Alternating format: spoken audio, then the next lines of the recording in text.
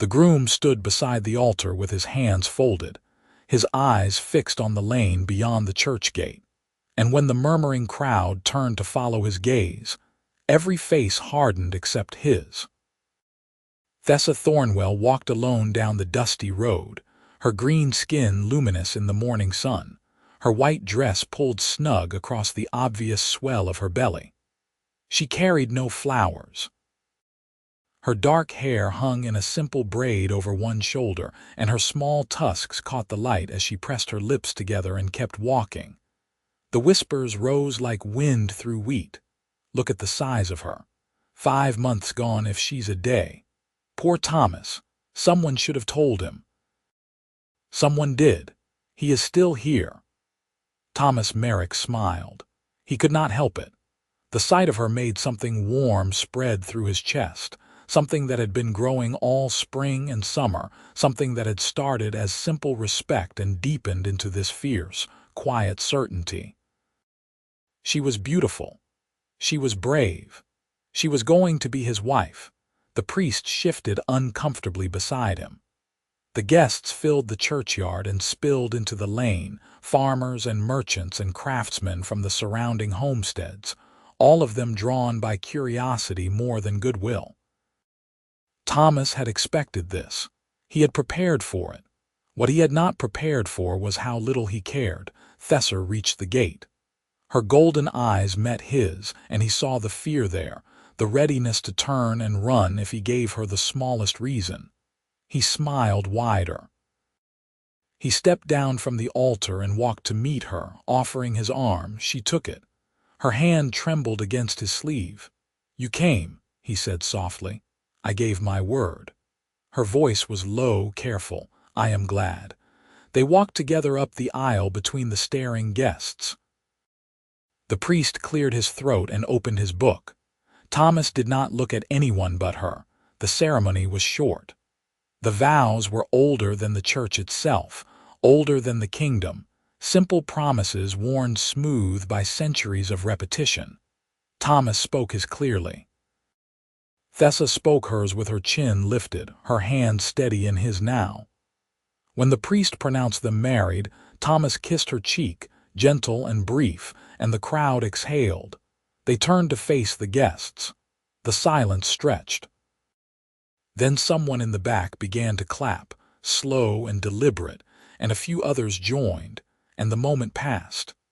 They walked back down the aisle as husband and wife while the murmurs began again, softer now, uncertain. But the wedding was only the ending. The story had begun 4 months earlier, in the heat of late spring, when Thomas had been standing in his beet field watching his crop wither. The soil in the Red Valley was good, dark and rich, but the spring had been dry. Thomas worked alone. His farm was small, 20 acres carved out of the frontier forest, and he had no family to help him. His parents were dead. His older brother had moved east to the capital years ago. Thomas had the land, a weathered house, a barn, and a growing sense that he was failing. He was 26. He was plain-faced and broad-shouldered, built for work, quiet by nature. People in the village knew him as reliable. They did not know him as much else. He went to market, sold his beets and turnips, bought his supplies, and went home. He had been engaged once, years ago, to a merchant's daughter, but she had broken it off when a wealthier man came along. Thomas had not tried again. He stood in the field and calculated. Without rain, he would lose half the crop. Without help, he could not manage the irrigation alone. He needed another pair of hands. He needed a wife. The thought was practical, not romantic. A wife meant partnership. A wife meant someone to share the labor and the long evenings. Thomas was not a man who dreamed of passion. He dreamed of a well-kept garden and a full root cellar, and a house that did not echo with emptiness. He went to the village matchmaker. Marta Fenwick was a stout woman with sharp eyes and sharper opinions. She ran the general store and knew every unmarried soul within 20 miles. She looked Thomas up and down when he came in, wiping his boots carefully on the mat. "You are after a wife," she said. It was not a question. "Yes, madam. About time. You have prospects, a farm, a house. I am healthy. I do not drink overmuch." Handsome, Thomas blinked. "I would not say so. Honest, at least." Marta folded her arms. "The Whitfield girl might take you. Her father is eager to see her settled." Thomas had met the Whitfield girl. She was 16 and giggly and afraid of dirt. Anyone else? Marta's expression changed. She looked at him more carefully. "There is one, but you would not want her." "Why not? She is an orc." Thomas waited. Marta sighed. "Her name is Thessa Thornwell. She came to the valley 2 years ago with a man, Gareth Stone. He was human. They were betrothed. He bought a plot of land south of here, started building a cabin. Then he caught fever last winter and died. She has been living in that half-finished cabin ever since, doing odd work, keeping to herself. She is a good worker, strong, knows her way around a garden, but she is an orc, Thomas. People do not want her kind here. Is she looking for a husband?" Marta stared at him. "I imagine she would consider it. She cannot stay where she is. The land reverted to the county when Gareth died. She has until autumn to leave. Can you arrange a meeting? You are serious." "I am." Marta shook her head slowly, but she wrote down the directions. Thomas rode out the next day. The cabin was an hour south, deeper into the forest where the land was cheaper and wilder. He found it easily. It was small pine logs chinked with moss, the roof half thatched. A vegetable garden grew in a cleared patch beside it, neat rows of beans and squash and herbs. Firewood was stacked against the wall. The place was tidy despite its incompleteness. Thessa was out front, splitting wood. She wore a simple linen dress and a leather apron, her sleeves rolled to her elbows. Her green skin gleamed with sweat. She was shorter than Thomas had expected, perhaps 5.5 feet, with a strong build and broad hands. Her dark hair was tied back. When she saw him, she set down the axe and wiped her palms on her apron. "Can I help you?" Her voice was wary. Thomas dismounted. "My name is Thomas Merrick. Marta Fenwick sent me." Thessa's eyes narrowed. "Why? I have a farm in the valley. I need a wife." "Marta said you might be willing to consider an arrangement." For a long moment she said nothing. Then she gestured toward the cabin. "Come inside." The interior was dim and cool. There was a table, 2 chairs, a narrow bed in the corner, a fireplace. Everything was clean. Thessa poured water from a jug into 2 cups and set one in front of him. "Sit." Thomas sat.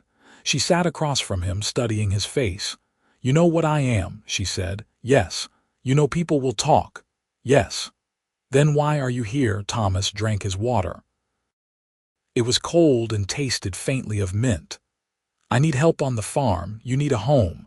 Marta says you are a good worker. That matters more to me than what people say.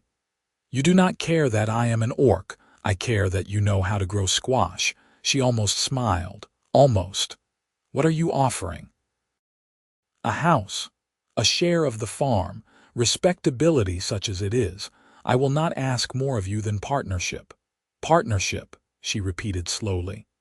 "I am not looking for love, if that is what you are asking. I am looking for someone I can trust to work beside me. Someone who will not leave when things get hard." Thessa looked down at her hands.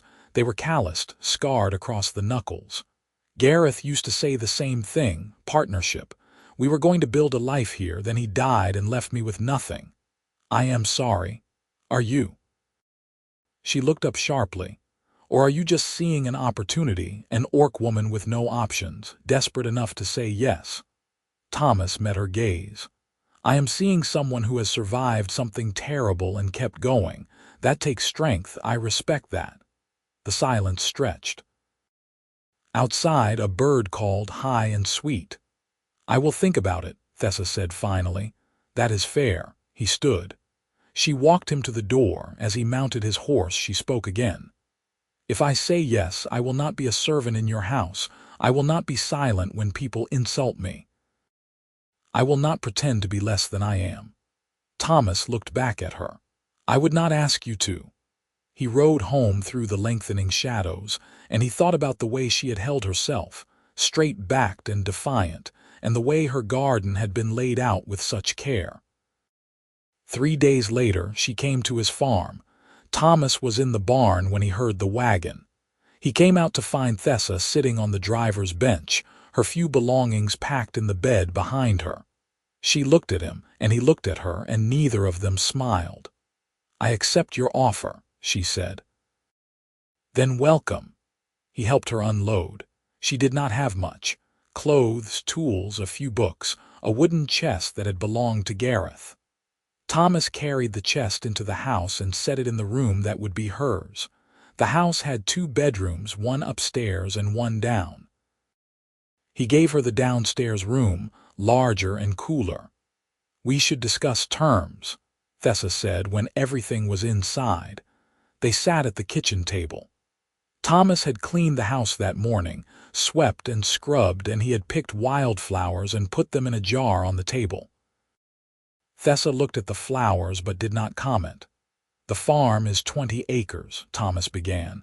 "Beets, turnips, some wheat. We sell at the village market every week. The profits are modest but steady. I propose we split everything equally. You work, you eat, you earn." "Equally?" "Yes." "What about the house?" "It is ours, both of us." Thessa frowned. "You are being very generous. I am being fair. Men are not usually fair to orc women." Thomas folded his hands on the table. "I am not most men."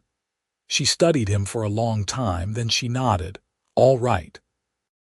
"When do we marry?" "We should wait," Thomas said. "Give ourselves time to see if this works. If we are miserable together, there is no point in binding it legally. And if people talk, let them." So they did not marry. They worked. Thomas showed Thessa the fields, the irrigation channels, the barn where he kept his 2 horses and his cow. She walked the land with him, asking questions, offering suggestions. She knew more about farming than he had expected.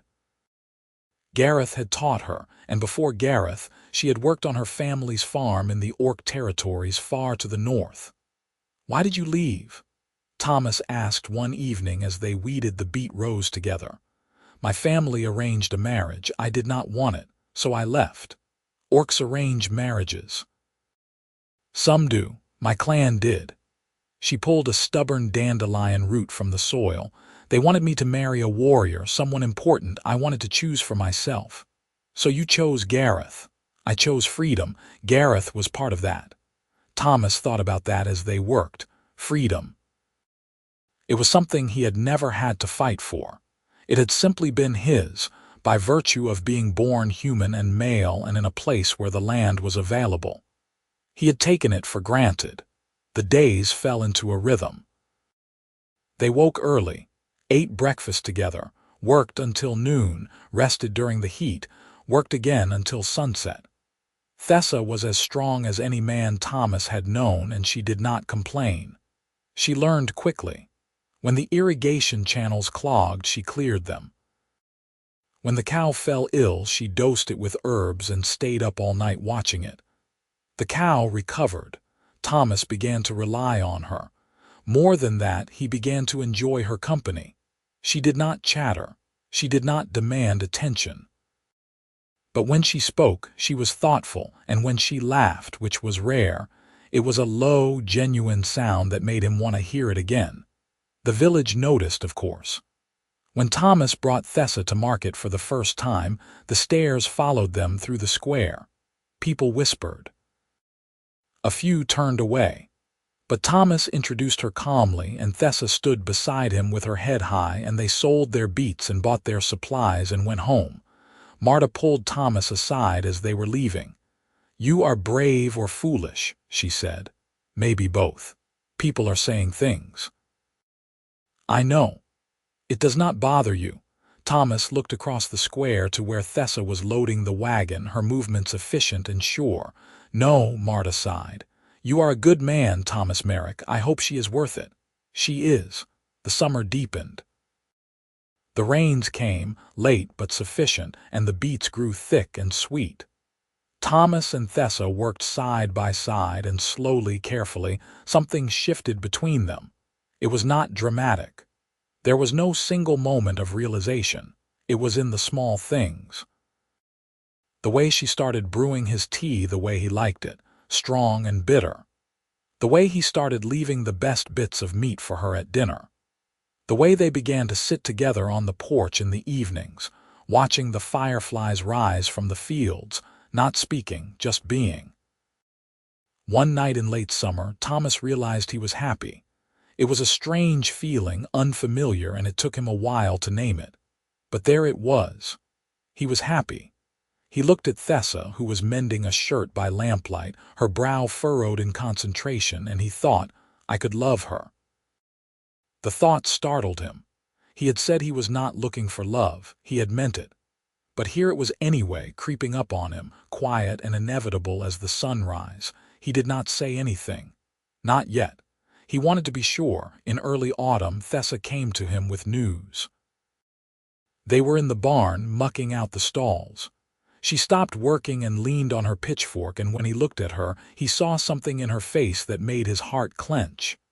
I need to tell you something, she said. Thomas set down his own pitchfork. All right. I am pregnant. The words hung in the air between them. Thomas felt the world tilt, then right itself. Gareth's, he asked quietly. Yes, it must have happened just before he died. I did not realize until recently. Thomas nodded slowly. He was thinking fast, turning over implications. How far along? 3 months, I think, maybe 4. Are you well? She looked surprised by the question. Yes, tired, but well. Good. He picked up the pitchfork again. We should make sure you are not lifting anything too heavy. I can handle the stalls from now on. Thessa stared at him. That is all you have to say. What else is there? I am carrying another man's child, Thomas. I know. And that does not bother you, he paused, considering. Did it bother him? He searched himself honestly. There was surprise, yes. Adjustment, but bother, no. You loved him, Thomas said. He is gone. The child is not his fault. Why would I hold it against either of you? Thessa's eyes were bright. She looked away quickly, blinking. Most men would. I am not most men, so you keep saying. They went back to work. But that night, sitting on the porch, Thessa spoke again. I will understand if you want me to leave. Thomas looked at her. She was silhouetted against the lamplight from the kitchen, her profile strong and sad. I do not want you to leave, he said. The child will complicate things. Children always do. This is not your child. Not by blood, Thomas agreed. But if you stay, if we marry, it will be mine in every other way. She turned to him. You would do that? Yes. Why? It was the question he had been asking himself. Why was he willing to take on another man's child? Why was he willing to bind himself to a woman the world saw as unsuitable? Why had he let himself care? Because I want to, he said simply. Because I think we could be happy together. Because I think I could love you, and maybe I already do. Thessa made a small sound, something between a laugh and a sob. You are a strange man, Thomas Merrick, so I have been told. She reached out and took his hand. Her palm was warm and rough against his. They sat like that for a long time, holding hands in the darkness, listening to the crickets sing. The next day, Thomas rode into the village and spoke to the priest. He arranged for the banns to be read. He filed the paperwork with the county clerk. He bought a ring, simple silver, from the blacksmith. When he came home, Thessa was in the garden, her dress already starting to pull tight across her belly. We are getting married, he told her. In 4 months. That will give people time to get used to the idea, and it will give us time to prepare. 4 months, Thessa repeated. I will be very visibly pregnant by then. I know, people will stare. Let them. She smiled, and it was the first time he had seen her smile without reservation. It transformed her face, made her luminous. Then I suppose we should start planning. The autumn passed in a flurry of preparation. Thomas worked on the house, repairing the roof, replacing a cracked window, building new shelves in the kitchen. Thessa sewed clothes for the baby and for herself, letting out seams to accommodate her changing shape. They were careful not to announce the pregnancy outright, but it was impossible to hide. When they went to market, people noticed. The whispers grew louder. She trapped him. Poor fool does not know what he is getting into. An orc and a bastard child. What is the world coming to? Thomas heard the words and ignored them. Thessa heard them and held her head higher. They went about their business with quiet dignity, and gradually a few people began to soften. Marta defended them in the store. The blacksmith, a gruff man named Peter, told a particularly vocal critic to mind his own business. The priest, Father Benedict, reminded his congregation that charity was a virtue. It was not universal acceptance, but it was enough. Thomas began building a cradle. He worked on it in the evenings in the barn, carving the wood smooth and fitting the pieces together with care. He had never built a cradle before. He consulted a book from the village library, sketched designs, measured twice and cut once. It was slow work, but satisfying. Thessa found him one night sanding the rockers. She stood in the doorway watching. "It is beautiful," she said softly. "It is not finished. It is still beautiful." He looked up at her. She had one hand on her belly, which was round now, undeniable. She looked tired but content. "Will you tell me about Gareth?" Thomas asked. She was quiet for a moment, then she came and sat on a bale of hay nearby. "He was kind," she said. "That was the first thing I noticed about him. I was working in a tavern in the border town where we met, and he was passing through. He treated me like a person, not a monster. We talked. He told me about his dream of having land, building a home. I told him about leaving my family. We kept talking. And then one day he asked me to come with him, and I said yes. Did you love him? I cared for him. I do not know if it was love. I wanted it to be." She looked down at her hands. "He was good to me. He worked hard. He never raised his voice or his hand. When he got sick, I nursed him as best I could, but the fever was too strong. He died in 2 days. I buried him behind the cabin. I am sorry. So am I." She looked up, and her golden eyes were steady. "But I am not sorry. I am here now, with you." Thomas set down the sandpaper. "Neither am I," she smiled. "Finish the cradle, Thomas. Our child will need it, our child." The words settled into his chest, warm and sure. Winter came early that year. The first snow fell in late November, and Thomas and Thessa hunkered down, prepared for the cold months. They had laid in supplies, firewood and preserves and salted meat. The house was snug. They spent the evenings by the fire, Thomas reading aloud from books while Thessa knitted tiny socks and blankets. The pregnancy progressed without complication. Thessa was healthy and strong, though she tired more easily as the months went on. Thomas took over the heavier chores without being asked. He doted on her in small ways, bringing her tea, rubbing her sore feet, making sure she ate enough. "You are going to spoil me," she said one night. "Good. I am not used to being spoiled. Then it is about time."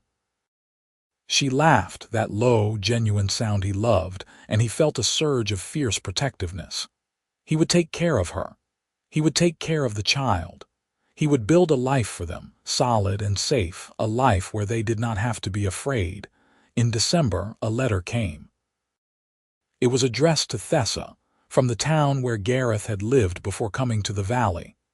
Thomas brought it in from the village, and Thessa opened it with shaking hands. She read in silence. Then she set the letter down and stared at the fire. "What is it?" Thomas asked. "Gareth's brother. He heard about the baby. He is coming to the valley. He wants to meet me." Thomas felt a prickle of unease. "When?" He did not say. "Soon, I think." "What does he want?" "The letter does not say that either, just that he is coming." They looked at each other, and Thomas saw the same worry in her eyes that he felt in his gut. "We will deal with it," he said. "Together." Thessa nodded, but the ease of the evening was gone. Gareth's brother arrived 3 weeks later, on a cold January afternoon. His name was Nathaniel Stone, and he came with his wife, Clara, and their 2 teenage sons. They rode up to the farm in a covered wagon, and when Thomas opened the door, Nathaniel was standing there with a grim expression. He was tall and broad, older than Gareth had been, with the same dark hair and sharp features. He looked Thomas up and down, then passed him to where Thessa stood in the kitchen doorway. "You are Thessa Thornwell," Nathaniel said. I am Nathaniel Stone. Gareth was my brother, I know. Please come in." They crowded into the small house, the whole family, and Thomas put on water for tea while Thessa sat stiffly at the table. Nathaniel sat across from her, his wife beside him. The boys stood by the door, awkward and silent. "I came because I heard you are with child," Nathaniel said without preamble. "Gareth's child." "Yes. I want to know your intentions." Thessa's jaw tightened. "My intentions for the child. Where you plan to raise it, who will provide for it?" "I will provide for it," Thomas said, setting the teapot on the table. "Thessa and I are to be married in 2 months. The child will be raised here on this farm as mine." Nathaniel looked at him sharply. "You are willing to take on another man's child?" "Yes." "And you," Nathaniel said, turning back to Thessa. "You are willing to let this man raise my brother's child as his own?" "Thomas is a good man," Thessa said quietly. "The child will be loved and cared for. That is what matters." Nathaniel leaned back in his chair. His wife, Clara, touched his arm, murmuring something too low for Thomas to hear. Nathaniel shook his head. "Gareth and I did not speak often in the last years of his life," Nathaniel said. "We had disagreements, but he was my brother. His child is my blood. I cannot simply walk away and let you raise it without knowing it will be done right." "What are you proposing?" Thomas asked. His voice was level, but his hands were clenched at his sides. "I want to be part of the child's life. I want the child to know where it comes from, who its father was." Thessa's face was pale. "You want to take the child?" "No," Nathaniel said. "I do not want to take it, but I want assurance that it will not be raised to forget Gareth." "We would never do that," Thomas said. "The child will know who Gareth was. I give you my word." Nathaniel studied him for a long moment. Then he looked at Thessa. "And you, do you give me your word?" "Yes," Thessa said. Her voice was steady. "Gareth was a good man. He deserves to be remembered." Clara spoke then, her voice gentle. "We do not mean to intrude on your lives. We only want what is best for the child. If you are willing to let us visit to be part of its life, that is all we ask." Thomas and Thessa exchanged a glance. Then Thomas nodded. "You are welcome here. Anytime." The tension in the room eased. Nathaniel relaxed slightly, and Clara smiled. The boys shuffled their feet, relieved. They stayed for an hour, drinking tea and talking more easily now. Nathaniel told stories about Gareth as a boy, mischievous and curious, always getting into trouble. Thessa listened, her hand on her belly, and Thomas saw the tears in her eyes. When the Stone family finally left, promising to return for the wedding, Thessa stood at the door and watched them go. "That was hard," she said. "Yes, but it was right." Thomas put his arm around her shoulders. "Yes." She leaned into him, and they stood there together until the wagon disappeared into the trees. The weeks leading up to the wedding were busy. Thomas finished the cradle and started on a rocking chair. Thessa sewed her wedding dress, simple white linen with embroidery at the neck and cuffs. She was 7 months pregnant now, the baby moving visibly beneath her skin. Thomas loved to watch it, the mysterious stirrings of the life they would soon meet. He bought a book of names and left it on the kitchen table. They paged through it together in the evenings, reading aloud, debating. "What about Elias?" Thomas suggested. "If it is a boy," Thessa said, What if it is a girl, Mara or Linya? Linya. Thessa tried the name out, rolling it on her tongue. I like that. Then Linya if it is a girl, Elias if it is a boy. Agreed. They smiled at each other, and Thomas felt the warmth in his chest expand. He was building a family. It was not the family he had imagined when he first went to the matchmaker, but it was better. It was real. In late February, 2 weeks before the wedding, Thomas went to the village to finalize arrangements with the priest. Father Benedict was an old man, kind and patient, and he had agreed to perform the ceremony without judgment. You are sure about this? Father Benedict asked as they sat in the church office. I am. The child will be born soon after the wedding. I know. People will count the months, let them. Father Benedict smiled. You have a good heart, Thomas. I pray that God blesses your marriage. Thank you, Father. Thomas left the church feeling lighter. Everything was arranged. The wedding would be simple, held in the churchyard, followed by a small feast at the farm. Marta had offered to make the cake. A few neighbors had promised to bring food.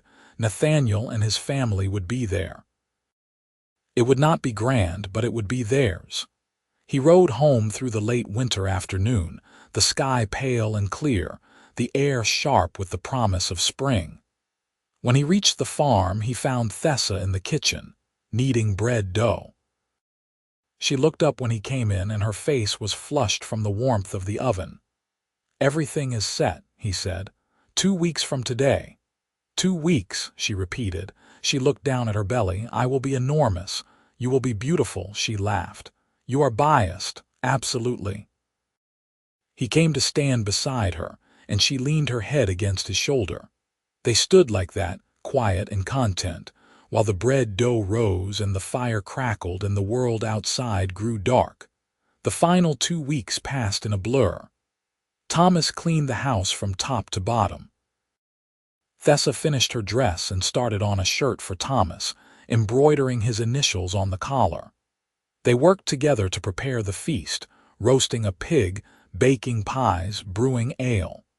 Friends and neighbors began to arrive, bringing gifts and good wishes. The farm felt alive with activity, and Thomas found himself grinning more than he had in years.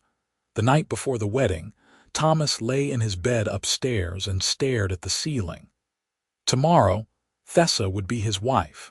Tomorrow, they would stand before God and the community and make their promises. He was not nervous. He was ready. Downstairs, Thessa was awake too, sitting by the fire, one hand on her belly. The baby was restless tonight, kicking and turning. She whispered to it, soothing words in the Orc tongue her mother had taught her. Tomorrow, everything would change. But she was not afraid. She trusted Thomas. She trusted herself. They would be all right.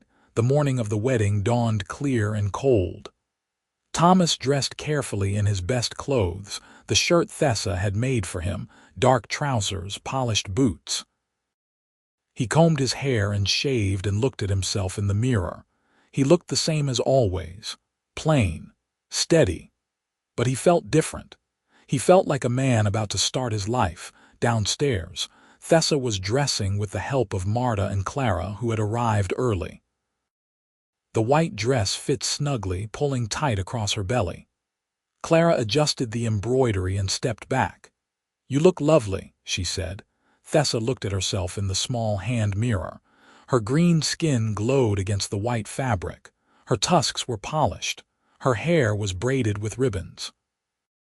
She did look lovely. She looked like a bride. Thank you, she whispered. They left the house separately, Thomas first, walking to the church. The guests were already gathering, filling the churchyard. Thomas saw familiar faces and unfamiliar ones, people who had come out of curiosity as much as support. He greeted them politely and took his place beside the altar, and then he waited. The crowd began to murmur. Someone pointed toward the lane. Thomas turned and saw her, and his heart swelled. She was walking alone, as was her choice, her head high, her dress bright in the sunlight. Her belly was unmistakable, a declaration and a promise. She was not hiding. She was not ashamed. She was claiming her life, her love, her future. The whispers rose, sharp and cruel, but Thomas did not hear them. He only saw her. He only felt the overwhelming certainty that she was his and he was hers and nothing else mattered. He smiled. He could not help it, and when she reached the gate and saw that smile, her fear melted. She took his arm and they walked together up the aisle, and Father Benedict opened his book. The vows were spoken. The promises were made.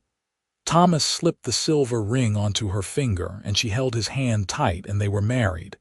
They turned to face the guests, and the silence was heavy. Then someone clapped, slow and deliberate, and others joined, and the moment shifted. They walked back down the aisle as husband and wife while the applause grew louder, but before they reached the gate, a shout rang out. "Wait!"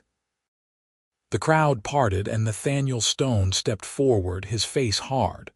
Behind him came two other men, older, well-dressed.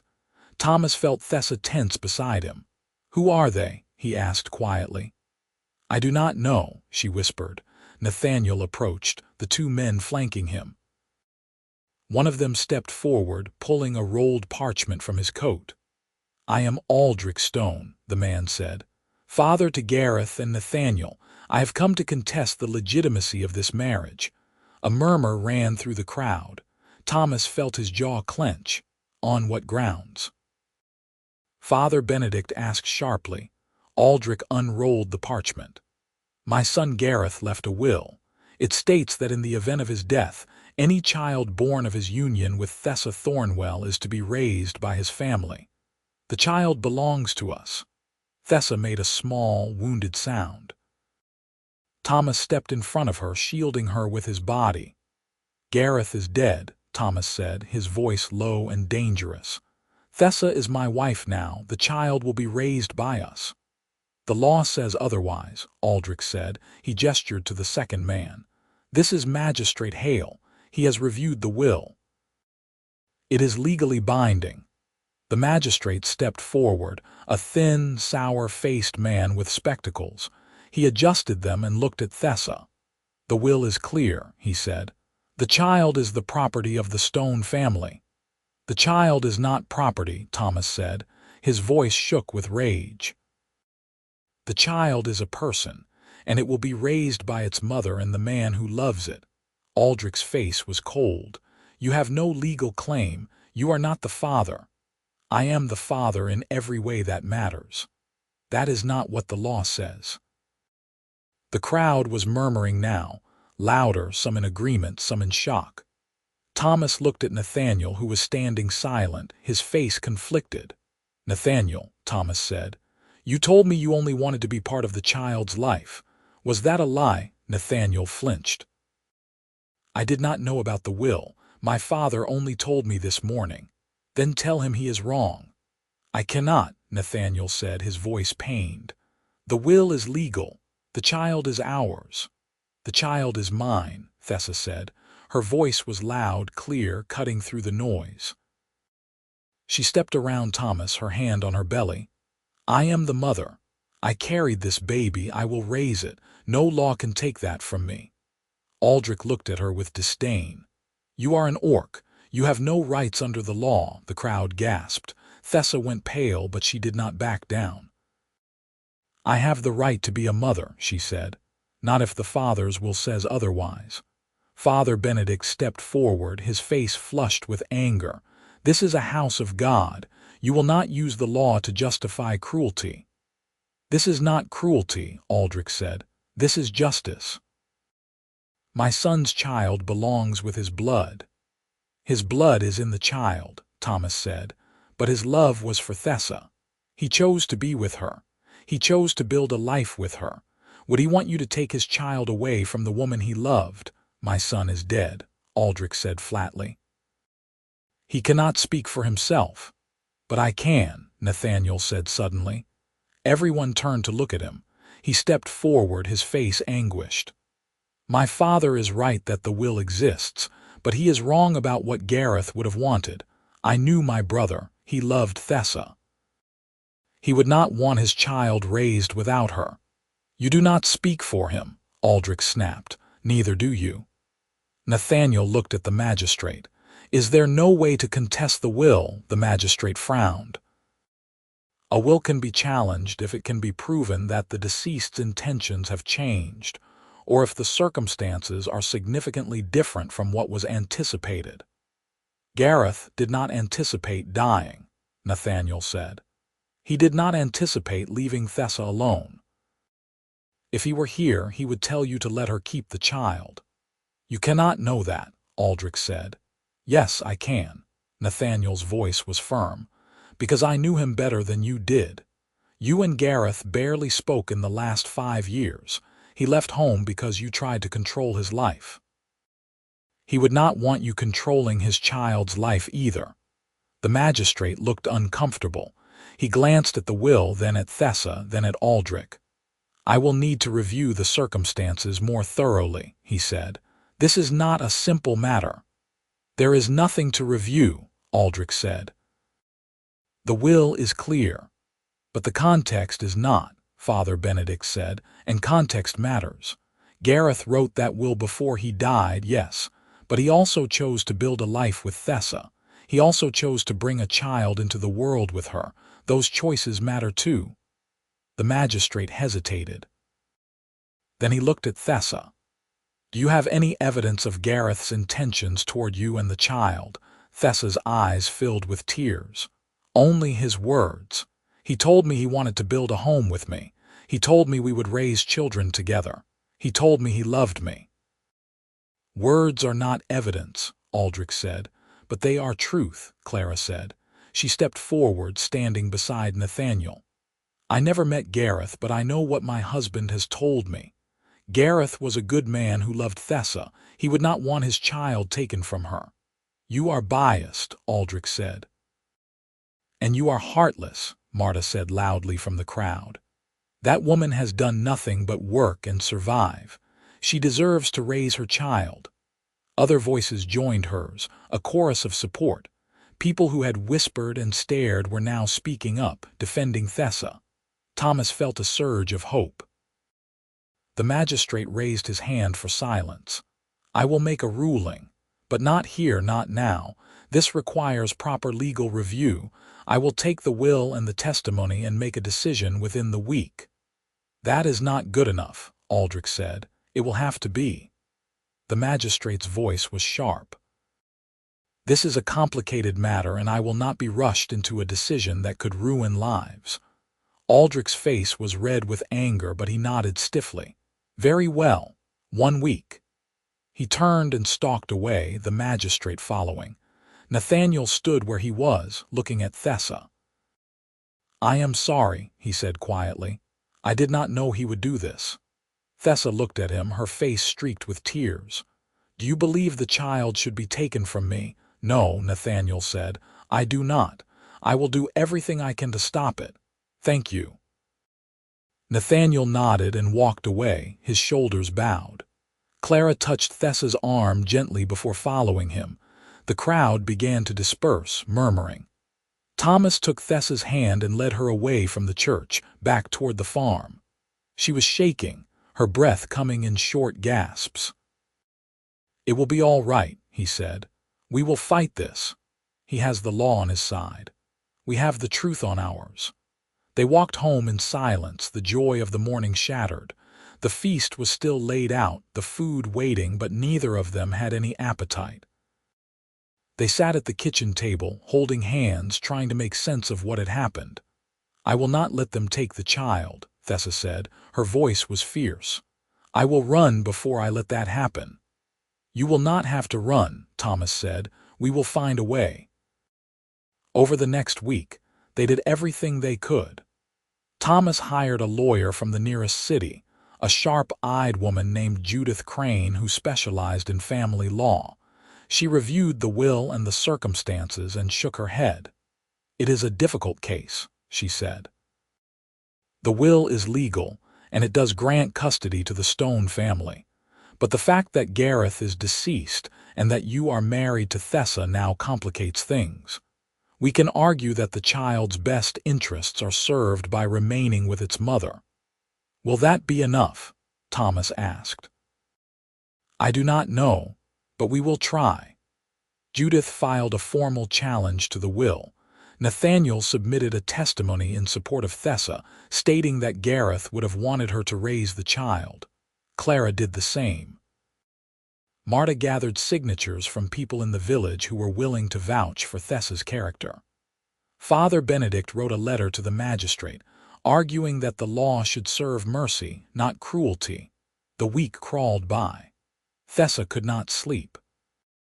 She paced the house, her hands on her belly, whispering to the baby. Thomas stayed close, trying to reassure her, but he was afraid too. What if they lost? What if the magistrate ruled in Aldrich's favor?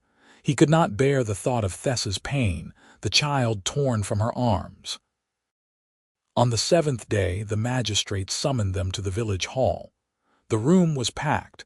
People crammed in to witness the ruling. Aldrich sat on one side with his lawyer, his face impassive. Thomas and Thessa sat on the other with Judith, their hands clasped tight. Nathaniel and Clara sat behind them, a silent show of support. The magistrate entered, his face grave. He took his seat at the front of the room and adjusted his spectacles. I have reviewed the will of Gareth Stone, he began. I have also reviewed the testimony provided by both parties. This is a difficult case, one that touches on the rights of the deceased, the rights of the mother, and the best interests of the child. He paused, letting the silence stretch. The will is legally binding. It does grant custody of any child born to Gareth and Thessa Thornwell to the Stone family.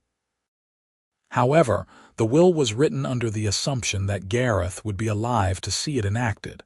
He is not. The circumstances have changed significantly. Aldrich leaned forward, his jaw tight. Furthermore, the magistrate continued, I have considered the testimony of Nathaniel Stone and others who knew Gareth. It is clear that Gareth loved Thessa and intended to build a life with her. It is also clear that he would not have wanted his child raised without its mother.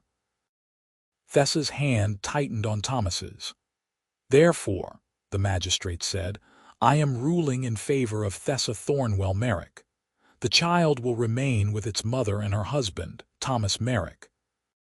The Stone family will have visitation rights, as agreed upon by both parties, but custody will not be transferred. The room erupted. People cheered and clapped. Aldrich shot to his feet, his face twisted with rage, but his lawyer put a hand on his arm and whispered something that made him sit back down. Thessa burst into tears, and Thomas pulled her into his arms, holding her tight. It is over, he whispered. You are safe. The baby is safe.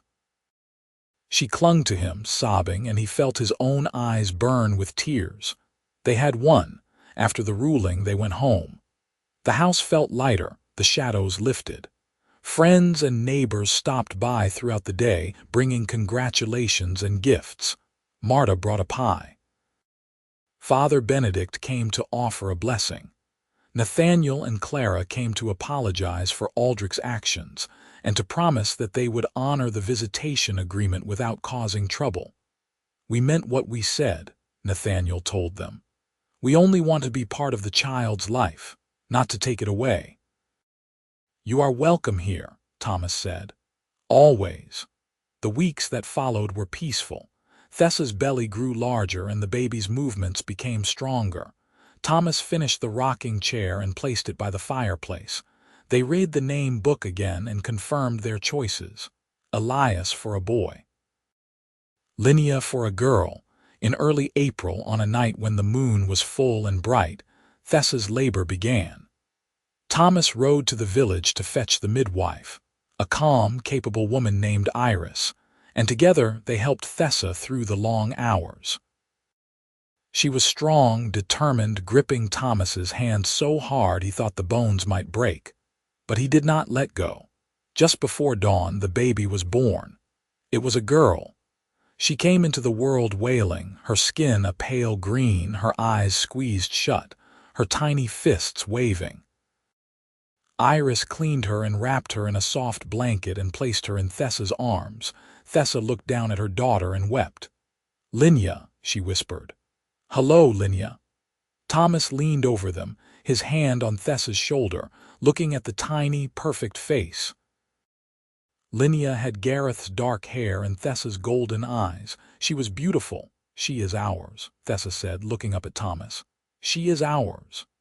"Yes," Thomas said, his voice choked. "She is ours." The midwife left after a few hours, satisfied that both mother and baby were healthy. Thomas stayed by Thessa's side, bringing her water and food, changing Linya's swaddling, marveling at the tiny life they had brought into the world. He had never felt anything like this, the overwhelming love and protectiveness that filled him. This was his daughter, not by blood but by choice. And that made it all the more precious. Over the next weeks, they settled into the rhythm of new parenthood. Thessa nursed Linya and rocked her to sleep. Thomas sang lullabies in a low, off-key voice that made Thessa smile. They took turns waking in the night when Linya cried, stumbling through the dark to comfort her. It was exhausting and wonderful. Nathaniel and Clara came to visit, bringing gifts for the baby. They held Linya gently, tears in their eyes, and told her stories about her father. Thomas and Thessa listened, grateful that Linya would grow up knowing Gareth's name and the love he had carried for her mother. Spring deepened into summer. The fields flourished under Thomas and Thessa's care, the beets growing thick and sweet again.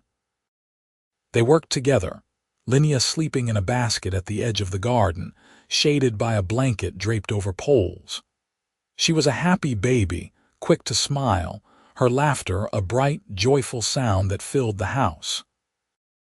One evening in late summer, Thomas and Thessa sat on the porch, watching the fireflies rise.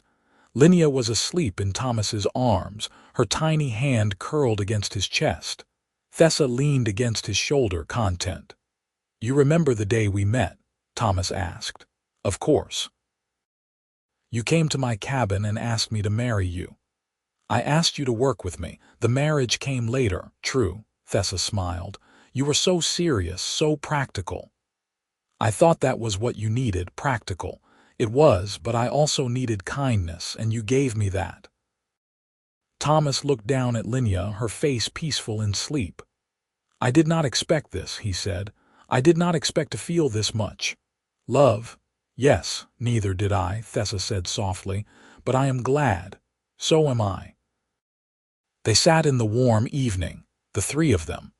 A family built not on blood but on choice and commitment, and the quiet, steady work of caring for each other. The world beyond the farm was still full of prejudice and hardship, but here, in this small corner of the frontier, they had built something good. As the fireflies rose and the stars came out, Thomas kissed the top of Linya's head and then Thessa's, and he thought about the future. There would be challenges. There always were. But they would face them together the way they had faced everything else, and that was enough. The years that followed were full and good. Linya grew into a bright, curious child, her green skin and golden eyes a perfect blend of her heritage. She learned to walk and talk, to help in the garden, to chase chickens and climb trees. She called Thomas Papa from the time she could speak, and he never corrected her, because it was true. He was her father in every way that mattered. Nathaniel and Clara visited regularly, and Linya grew to love them too, calling them uncle and aunt. They told her stories about Gareth, and she listened with wide eyes, learning about the man whose blood she carried, but who had never had the chance to hold her. "Do you think he would have liked me?" she asked Thomas one day when she was 5, her small face serious. "He would have loved you," Thomas said without hesitation. "Just as I do." Linya smiled and went back to her playing, and Thomas watched her, his heart full.